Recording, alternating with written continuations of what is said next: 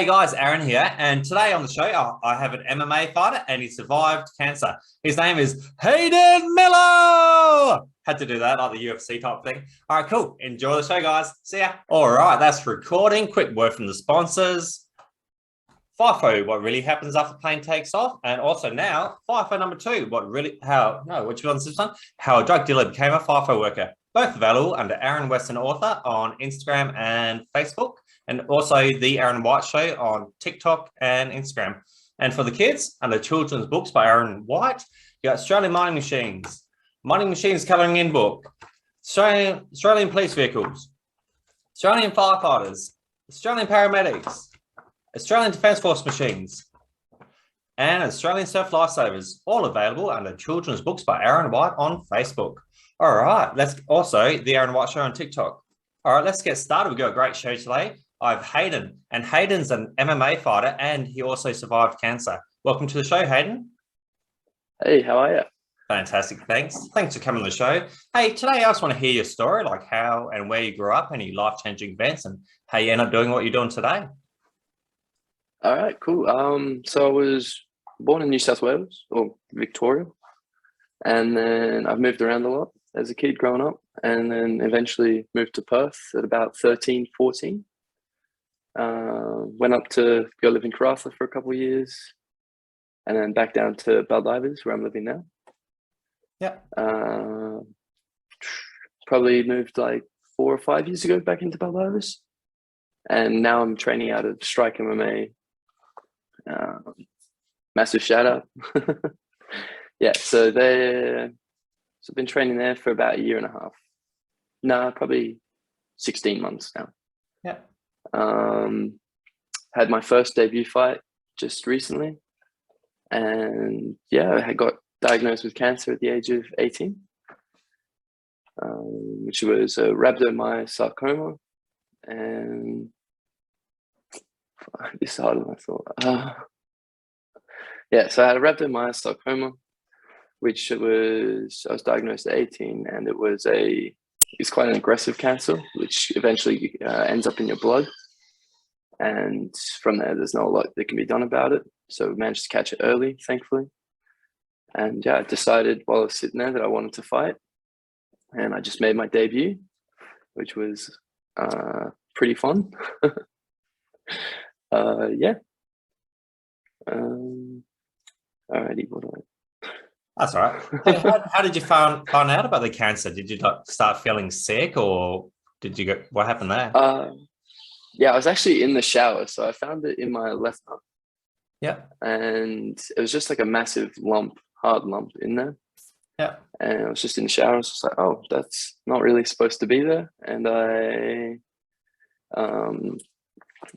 that's not really supposed to be there. And I just had to go to the doctors. And from there, they told me I was going to have like 3 rounds of chemo kind of thing and just cut it out and I'll be all good. Which it then turned into 13 rounds of chemo and 6 weeks of radiation. And then so it took about 12 months to go through all of it with 2 plus 2 surgeries. Yeah. Yeah, it was kind of day in, day out, very sick. Why the 2 surgeries? Did they like cut it out and then go back in a second time to get the rest, or what happened there? So the first one they cut out was my nut. I had to cut that out. And then the second time was they had found bits of it spreading into my gut. And so they had to do a lymph node dissection to cut a lot of that out as well. So what problems have you got now since they had to cut out a bit of gut and stuff or whatever? So I don't have any like major problems from the surgery. It's mostly from the chemo side of everything. And it's just like, I just have less vitality than what I used to, if that makes sense. Like I just get more tired easily, recover from sessions and training a lot worse than I used to. And just like, even like working a full week is a lot these days. So I currently am working casually. Did you lose your hair and stuff like that? Like what you see on the TV? Yeah, yeah. I was completely bald, Yeah. everywhere. You know, couldn't grow chest hair, couldn't grow facial hair, couldn't grow hair on the head. So Can you grow facial hair now? not really. Just having I did like, just shave. Yeah, it just gets really patchy and it's pretty ugly. So I have to yeah, shave regularly. just keep the baby face going, keep looking young. Yep. So did you get like one of those like a plastic nut? So have you got two nuts now? Like, did they do one of those fake ones? No, Do you worry I about it? did have the option to, but I just went, nah, don't want to go through another surgery, you know? Yeah. So tell us about the chemo. What do they do? I don't really know much about it. So basically, they take you into a room and they've just got chairs lined up. Yeah, just lined up, just after another, just rows and rows. And it's basically just a bunch of people sitting in there waiting, looking like they're dying. Yeah. Just being filled with poison. Like they just plug you into a machine, stick a needle in you, and then just like you sit there for an hour, hour and a half, while they just fill you with all these poisonous chemicals. And then it's not just like you feel sick, and the more you do it, the more sick you feel for a long period of time, a longer period. So by the end of it, like you would get one session, and then you would be home, and you wouldn't be able to get out of bed for the next 4 days, kind of thing. You lose all your muscle mass. It's pretty rough to go through, I think. Could you chat to the people next year, or you're just too tired, so you sat there just getting pumped full of the poison? Just falling asleep? Yeah, pretty much. No one really talks in there at all. Everyone's just kind of doing their own thing. Like you can bring music and stuff to listen to, that sort of thing, like books and stuff, whatever you kind of need to relax a bit. But no one's really able to talk to each other. They kind of, between wanting to give each other the privacy of what they're going through, and everyone's feeling crook, and no one really wants to talk anyway. Yeah. So it's pretty solemn kind of place. Pretty everything just smells of bleach, and it sucks. There's nothing really nice about it. No, that's pretty I crazy. mean, the staff are good though. Yeah. Yeah. All the like staff and everyone do their best to kind of cheer everyone up, but it's kind of hard. Where'd you have to go? You just have to go to Perth for it, or were you here? Yeah, so Sir Charles Gardner Hospital in Perth. Yeah, they've got some really good teams. They've got some really good youth teams as well that work well with basically anyone under 25. They work well with, and they are lifesavers. I swear they basically just any appointments that I had, any like anything that I missed, they would take notes for me, make sure I get to all my appointments, remind me about my appointments. They organize things for the like group activities for people to do and stuff when they're feeling able to do things, like they can do things. So they're really helped out with that. Probably got me through it to a certain extent, Did Medicare cover all that type of stuff, or did your parents have to fork out, or? So we had to fork out for the second surgery. Yeah. Just we needed to get it done quickly, so we had to go through the private sector. But the rest of it was pretty much paid for, except some of the drugs that I had to take. Some of the medicines were not covered, but most of it was good. Are you on any medication now? Yeah, I have to take a heart medication now every day, which is like 2.5 grams of Ramipril. Is that why? Do they think your heart might stop, or what's the point of that? It's basically just keep my blood pressure a bit low. My heart, the camera's my heart kind of stretched out a little bit. Well, just like from all the chemo and stuff, I think. And so it's just to basically mitigate some of the issues that's going to have long term. Yeah. But other than that, I'm pretty pretty good now. So tell us the story. So you're sitting there getting pumped full of the poison stuff, and you suddenly go on to become a fighter. Is that how it worked, or what happened there? Were you watching like I was MMA or something like that, UFC, and then yeah. you're like, So I was watching. So I was always kind of a fan. Like I did a little bit of kickboxing stuff as a kid, and just like mostly for health and fitness and stuff. And then I was sitting in the chair, and one thing I really missed was exercising. One thing I really missed was exercising. So I just went and I was just watching like fights and stuff, and I was like, I reckon I could do one of those. And then I was like looking up amateur fights, watching the Eternals and stuff while I was in the chair, and I was like, I could beat that guy when I'm better. I reckon I could beat him. Without kind of realizing the amount of work that actually went into a fight, and like how, like what level they're actually at and stuff. But I was sitting there, I was like, I could take him. And then so I just walked into strike. My mate goes there. He's a blue belt, and he was like, "Come to strike, Hayden. Come to strike." I was like, "All right." So 3 months after chemo, I came in, and I used my Socket Sarcoma Wish, who are a Western Australian organisation that basically sponsor people with sarcomas. And then once I used that wish, they basically allowed me to pay for 6 months of training for free. Well, not for free, they paid for it. Yeah. And Dave, the coach and the owner of the gym, worked with them. He gave them a massive discount because it was a little bit more expensive than they had in the budget. So he was happy to work with them and did a really good job.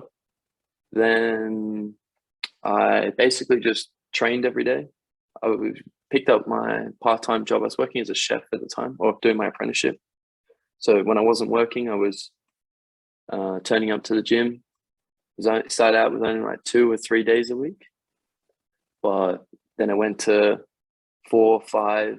Now I'm doing 6. I'm struggling to do 2 sessions a day. Like, it becomes quite tiresome. Like I said before, I recover badly. So I'm working on it still. Yeah. But we'll get there. And then to make my debut was awesome. It was actually like one of the best things I've done ever. So much fun. A little bit nerve-wracking, but I guess that's what makes it exciting, right? I did lose, but my opponent was a stud. Like Jet's a absolute killer. Yeah. So we had a fat yarn about that afterwards. And it was really cool. Tell us the story, like from the start of that day of your debut, like when you woke up all the way through the fight. How'd you go in the fight? Yeah, it must be so pretty exciting thing. Yeah, it was. I was basically like just trying to play some video games, stay calm. The new Halo multiplayer came out, so I was just trying to relax, just grinding some of that. Then I came out. It was like about 4 o'clock. We had to go to the venue, and then just seeing the cage was surreal. Like it was like, oh shit, this is actually happening, kind of thing. Like before that, it was like I knew it was happening, but it was like not quite real. And then I saw the cage and I got to like walk around in it and stuff. And I just like started getting really excited. I was like, this is actually happening. And then, we kind of had to walk around. Like I was just staying calm, listening to music, relaxing. Like me and Jet had a bit of a chat leading up to it.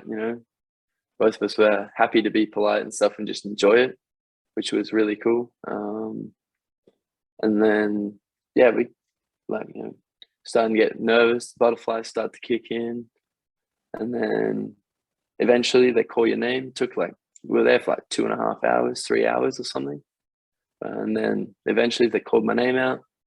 I walked up to the thing. Walked out to my music started playing. Started to walk out, and just everything hit me. This wave of emotions.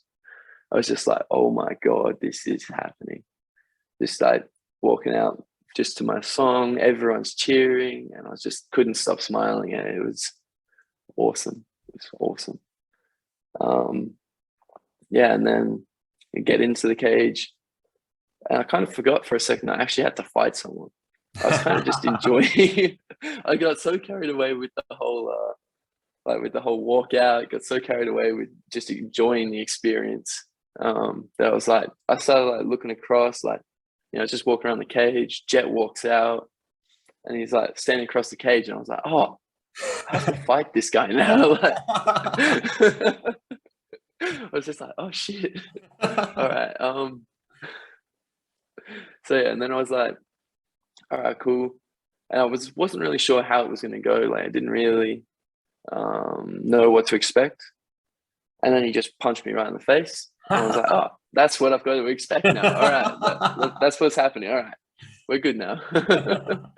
And then yeah, we had a mean scrap. It was hard work. That was one thing I didn't realize. Like, just because of all the adrenaline and everything that's running through you, I didn't realize just how hard the rounds would be. Because like I could do 6 rounds in the gym like that and be all right, but just 3 rounds at 100% with all the adrenaline, with all the anxiety and stuff building up, it's like it kind of just drains you. And so by the end of the 3rd round, I was getting ready to throw up. Like, I was exhausted. But we put on a mean scrap, and Jet was a stud. Like, yeah, just took the win out from under me. Bit rough, but we'll work on it. Plenty of things that I've learned from the experience, and we're going into the next one this weekend. So hopefully I can put on a better performance, get the win. What did you learn from it? Like, what did you do differently? Things like I was reaching with my kicks a little bit, and he kind of realized that, oh, he's reaching for them. So as I was reaching for them, I would like drop my hands as well in trying to get some extra distance. And every time he would, because he's a bit longer than I was, he'd just punch me right in the mouth. Every time I just dropped that hand. So I was like, oh, I didn't even realize I was doing that in the fight. But watching it back, I was like, all right. And I didn't realize I had my chin so high. And so actually like seeing that, I was like, okay, keep my chin a bit lower. Like, we'll start working on these things in the gym. And just my like top pressure and like almost like ferocity as well. Because what I was doing was I'd not be able to control him on the ground as well. So I'd do all the work to get to a like dominant position, and then he'd just like kick me off. So I was like, all right, I've got to work on that now. And then it was like, oh, I've got to, like when he's getting up, I've got to be more aggressive towards him. Like, that's my opportunity. That's not a point where I'm trying to recover. So it's a lot of small things, but they've all built up to make big mistakes kind of thing. So I've been working on those the last couple of weeks, and should be sweet. So does Dave film it, or does he get someone to film it, or does the association do it? So you can watch. Yeah, so the promotion films it. Oh yeah. Yeah, the promotion films it. Dave is just in the corner. Yeah. It's just helping me, giving me advice, that sort of thing, coaching. Yeah. Yeah. So Domination, they filmed it, took all the cool photos. There's a bunch on my Instagram that looks sick. I was really happy about that. Yeah, so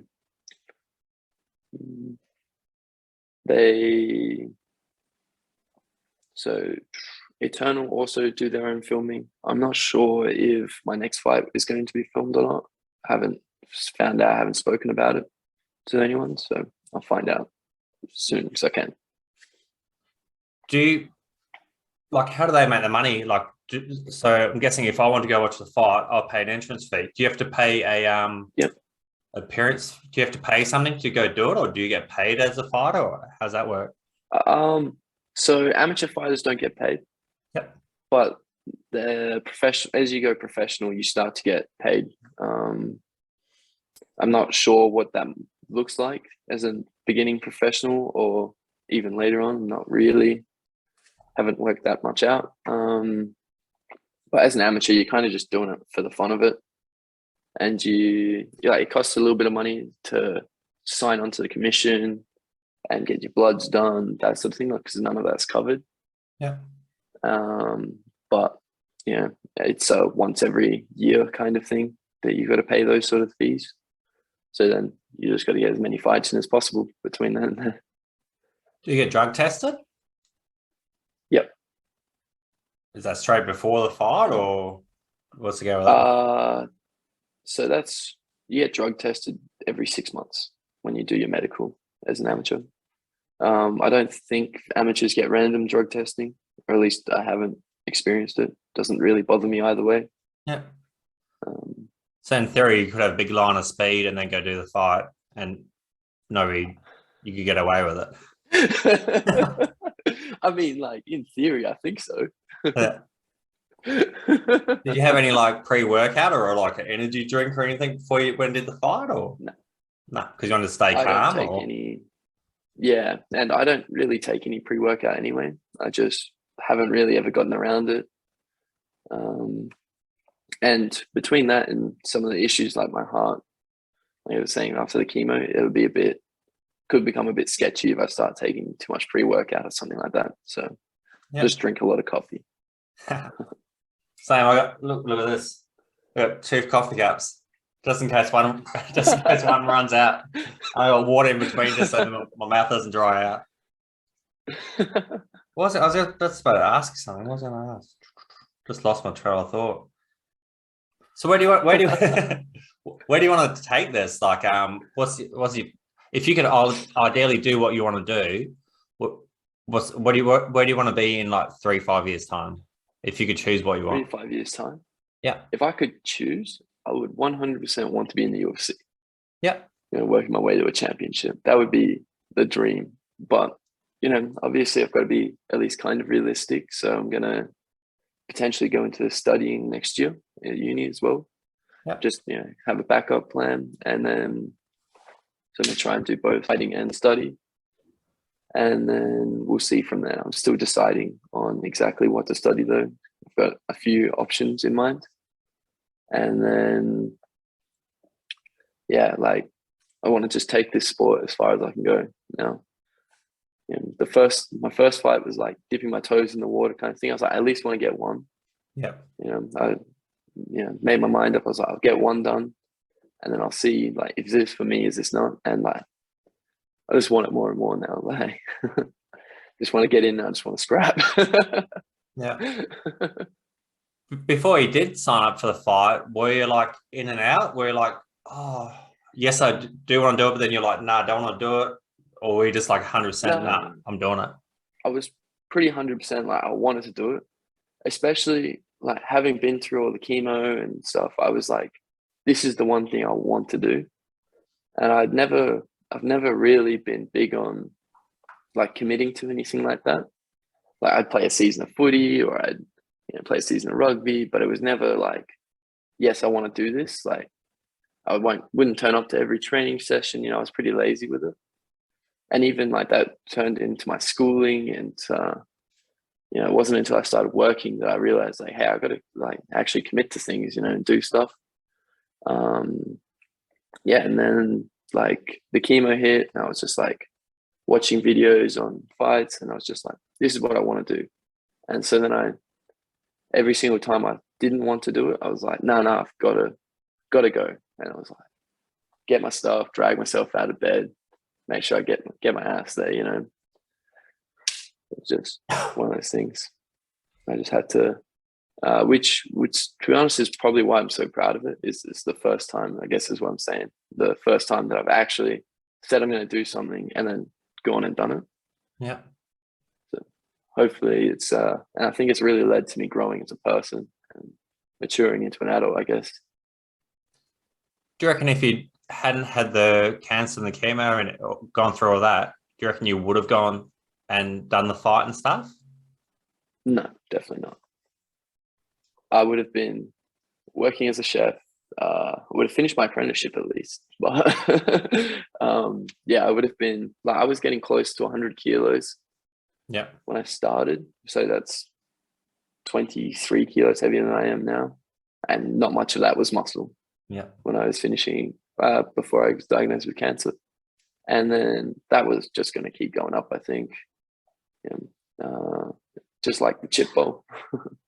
But do you feel it was like giving you, don't want to be cliche, but kind of like a new respect for life or something like that? Yeah, A blessing in absolutely. disguise. That's what I was going to say, like a blessing in disguise. Yeah, almost a blessing in disguise. Like it's really given me like a purpose to life kind of thing, like a new appreciation. So I don't like now that I've seen just how easy it is to like go like just develop sicknesses like that, because I had never had any like hospital records, never really needed a doctor before, to then going through to being in the hospital like every week. You realize just how like easy or like how fragile life kind of can be. And so then you kind of go, it makes you kind of go like develop a new appreciation for every day. You kind of realize like, hey, I don't want to spend my life just like slaving away at work. I want to experience things and do new things, and I want to live every day to the best that I can. Did you think you're actually going to die?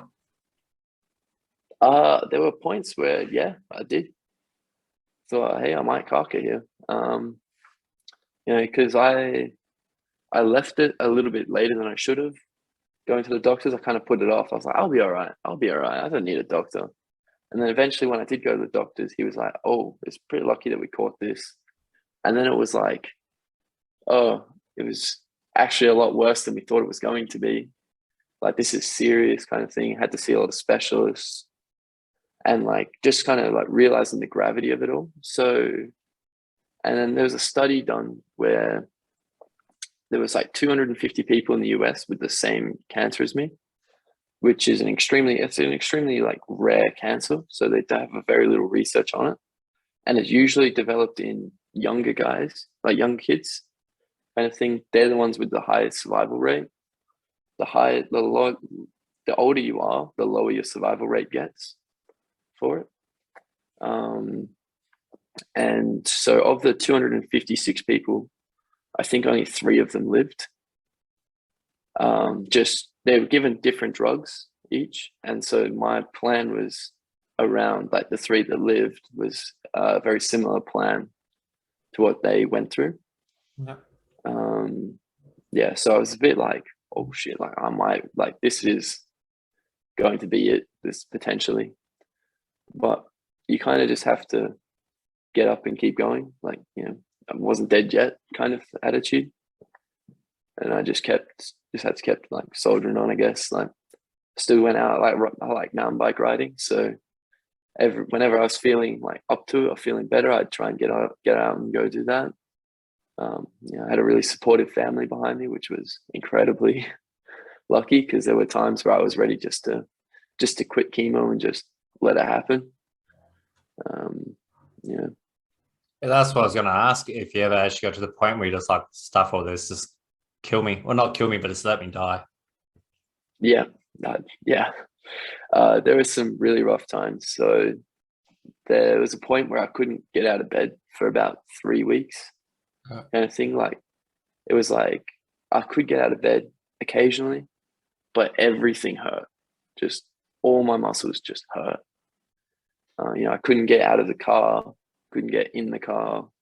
Like if we were going somewhere, like I just sat in my room and pretty much just in self-pity. Like in order to get to chemo, it took me like half an hour to it took me like half hour to an hour just to like get out of bed and like, brush my teeth, just do all the small things. And then it would be like, I'd like walk to the car, like still in my pajamas, still in my slippers, kind of get in the back seat and just pass out kind of thing. It was pretty rough. And I was just kind of like, fuck this, just want to like, just going to stop. Like, I'm not doing anymore. I'm not going to let anyone pump me with this. But, mum and dad and my sister, really supportive and just kind of forced me to keep going.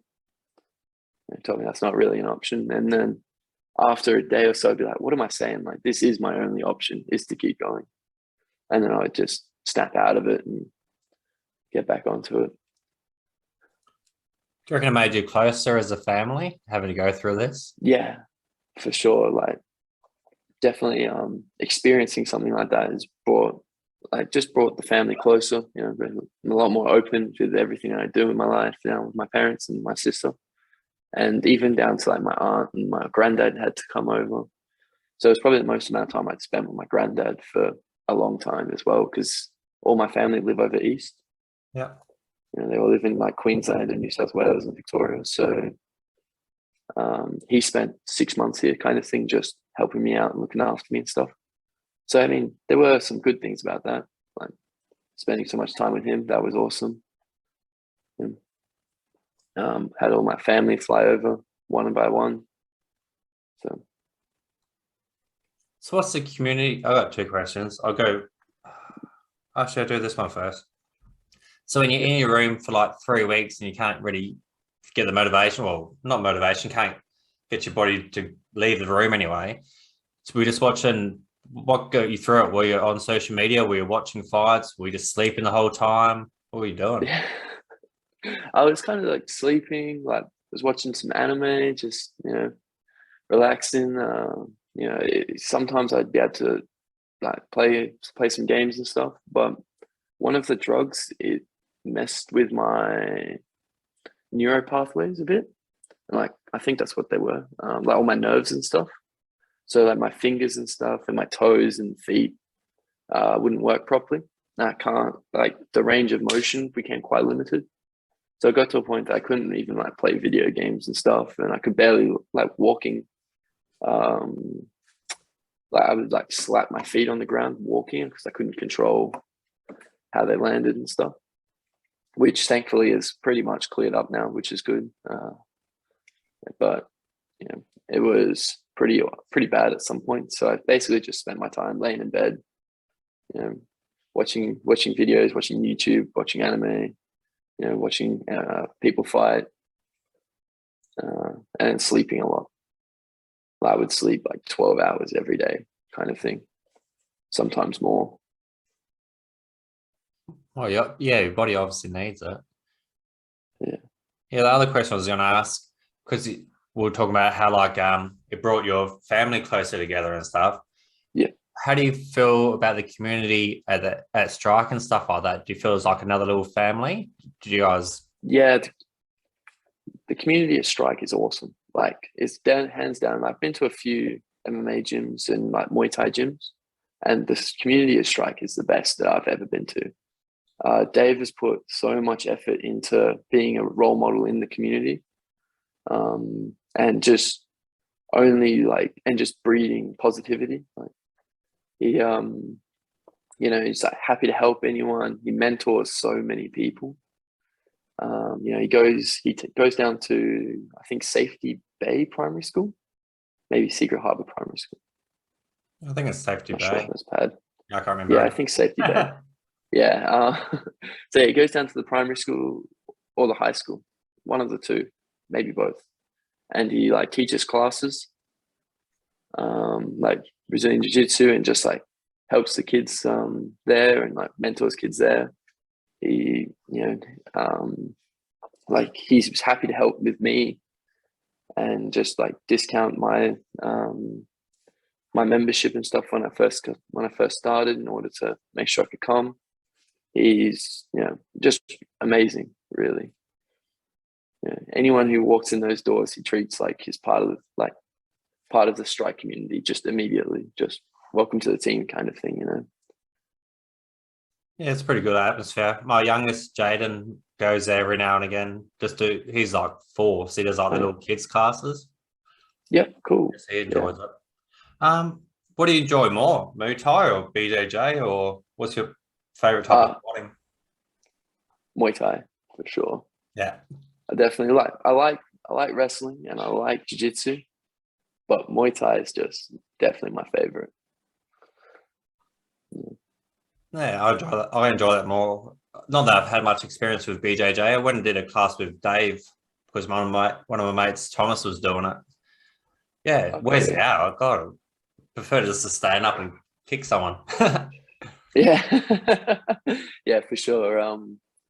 Rolling with Dave for jiu-jitsu was like, where am I? Like, he's just like, it's like going through a grinder kind of thing. He's like, it's really cool, just like the amount of things that you can, like the amount of ways you can hurt people and like control them and stuff on the ground. But like, and that's without throwing a punch or a kick even. Like, but at the same time, I just find it less exciting, and I think people prefer to watch stand up as well. Yeah. You know, you don't need to have as high a level of, like a super high level of understanding for Muay Thai to know what's going on. Whereas Jiu-Jitsu, I think it becomes, you can only really start enjoying it as you understand more. Yep. Yeah, totally agree. Like before I started, not like I said, not like I do it, but yeah, like you'd watch a UFC fight, and when they kicking the crap out of each other or punching each other, it's like really exciting. But yeah, as soon as you get down on the ground, it's like, God, get up! This is boring as. Yeah, for sure. It does get a bit like that, but like as you, like I said, as you kind of understand what they're doing and stuff, you got start seeing little things, like they might do a little hand lock, and you're like, "Oh, that's clean," and then yeah, it's just like, you know, you start to get more excited about those sorts of things. So what? Tell me about it. You got the fight tomorrow, don't you? Or is it the next day? Yep. Saturday. So what? Yeah, Tell us driving about up. that. Where's that at and everything? It's actually in Fighting? Kalgoorlie. I'm fighting a guy named Daryl. Daryl. Oh, shit, I don't actually remember his last name now. That's kind of bad. But we know nothing about him, like at all. Oh, okay. He's had 0 fights, zero zero kickboxing fights, zero BJJ comps from what we can work out. He's we couldn't even find him on Facebook or anything, so we have no idea. Yeah. Dave got a call from Red Dust Promotion, was like, "Hey, do you have anyone that can step up to 80 kilos? And like, this fight's falling through. I need this to happen." And I was just like, "Yeah, Dave, I'll do it. I'll go again." And he was like, "All right, you're in." So we'll go up to there tomorrow for weigh-ins, and then we'll jump in the cage Saturday. So how do the fights work? So 80 kilos. So as long as you hit that, are you walking around at 80 right now, or do you have to lose weight for it, or gain weight? Or? I'm actually walking around at like 78 kilos. I see, boom. Yeah, so I think I'm heavy enough now where they'll be all right with it and don't have any worries. Yeah. But yeah, like I didn't realize I had permanently lost so much weight cutting down to 77. Because before I was like 82 kilos I was walking around at. Yeah. And then between fight camp, I would have lost a bit of weight there.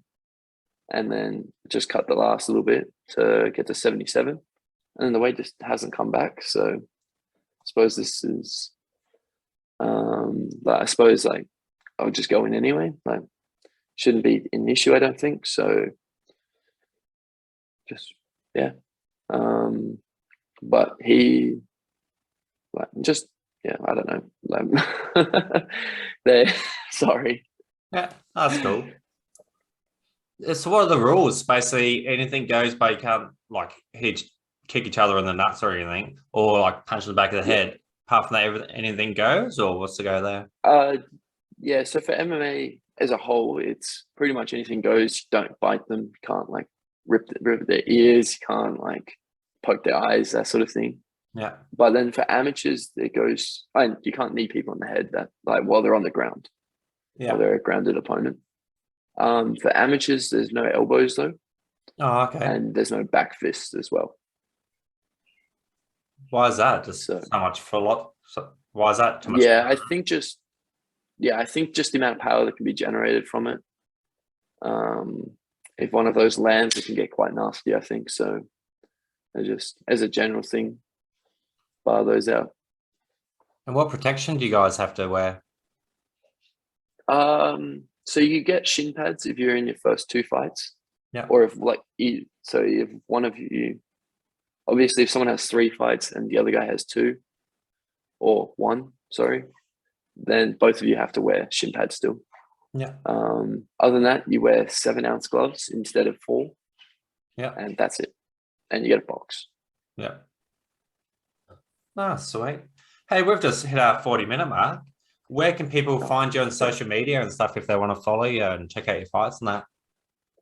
Hmiller 1200 Hmiller 1200 is my Instagram. Yeah. And I guess you guys can look me up on Facebook as well, Hayden Miller. Yeah. Yeah. That's sweet. And cool. where did they see your fights? Did you say what was the promotions place? This promotion's called Red Dust. I haven't found out if they're doing a live stream, but if they're not, we can you'll be able to go onto the Strike MMA page and we'll live stream it from there. Sweet. And that last fight you had, your first one, that's up on what was that promotion? Where can they see that? Domination Muay Thai. Domination Muay Thai is, if you just look that up on Facebook, they've got all the fights posted from the night. Oh, nice. Yeah, this will probably be up in January, so hopefully that fight's still up when people listen to this. All right, cool. Yeah, anything else you want to, any words of advice or anything you want to give the audience before we go? Just live every day, guys. That's good enough. That's good advice. Yeah. Thanks for coming to the show. Did you enjoy yourself? Yeah, I did. It was a little bit nerve-wracking. I thought it was kind of just like having a conversation and everything, but it's a little bit harder than that because you actually have to really like talk about yourself a bit more than normal, which was a bit hard, but it was fun. It was challenging. Sure, but it's a lot easier than having to fight someone anyway. It's different. No, it's not easy just to punch someone in the face. You have to talk to them. Yeah, I don't have to talk to them. Such a blatant response. I prefer to punch you as opposed to like have a big interview with you. Yeah. Oh, classic. All right, I better wrap this thing up. All right, cool. Well, yeah, that's a wrap. I'd like to thank Hayden again for coming to the show, and I'd like to thank you, the listener, for listening. Please tell a friend about the podcast and have a fantastic day. All right, bye.